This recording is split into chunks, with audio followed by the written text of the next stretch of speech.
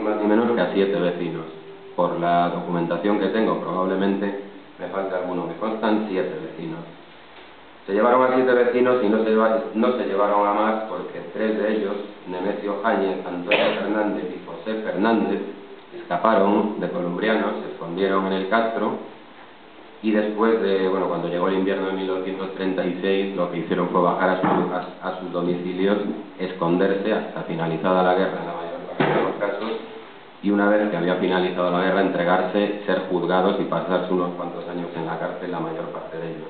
Los 7 vecinos de los que os estaba hablando eran Pío Alonso, esta es la fotografía de Pío Alonso, Nicolás Cuesta, Federico Martínez, Victorino Fernández, Ángel Fernández, Roque Luna y José Boto. Roque Luna era este hombre que sale en la fotografía. Con ellos fueron llevados más vecinos, de Ponferrada en este caso.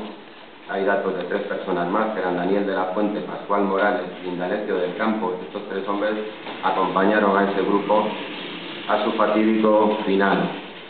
Os voy a contar una cosa que probablemente no sepáis. Mirad, en el año 99, la Junta de Castilla y León acometió el tramo de autovía que conocéis desde Cubillos a Toreno. Era un dato que yo hasta hace poco también desconocía. Como os comentaba, cuando empezaron a hacer las obras de destierre, alguien advirtió que en ese lugar, en varios puntos de esa carretera, pasando Cubillos, en la zona de Cabañinas, en la zona de Finolledo, en la zona de Fresnedo sobre todo, existían varias fosas comunes. La verdad es que hay que reconocer la valentía del arqueólogo que dirigía uno de los arqueólogos que dirigía el equipo de trabajo de construcción de esa autovía, porque él fue el que dio la orden de hacer catas arqueológicas. Antes de meter máquinas de grandes dimensiones a hacer los destierres, él lo que quiso fue comprobar si era cierto que en aquel lugar había fosas. Entonces, lo que hicieron fue señalar en estos planos, como veis aquí a la izquierda, indica una de las tumbas que había, que se veían a simple vista, y estos otros cuadrados, señalados por puntos, eran lugares donde había fosas, llegó a haber fosas. Veréis, aquí hay otra zona que denomina zona 1, zona 2, zona 3. Estos planos, como os digo, son del año 99. Aquí hay otros 2 lugares más. O sea, había varios puntos señalados como de enterramiento de personas. Una vez señalados en el plano, lo que se hicieron fueron trabajos como el que veis aquí. Aquí se desbrozó, se limpió una caja de terreno con un cazo de una pala que no es agresivo, es un cazo que no tiene dientes.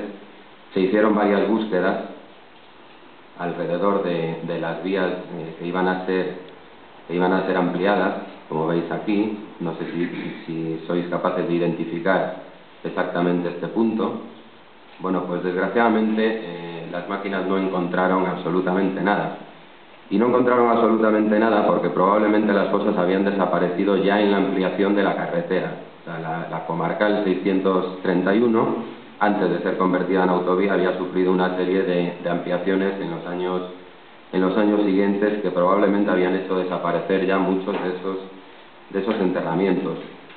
Aquí veis más trabajos de búsqueda, aquí incluso. Y aquí, en el plano visteis que había 2 fosas que estaban perfectamente visibles, son esta que veis y esta otra. Estas fosas hoy ya no existen, han sido exhumadas en el año 2002, y si vais a Toreno y en el kilómetro 11, si no recuerdo mal, miráis a la izquierda, hay 2 monolitos en una finca y unos olivos plantados.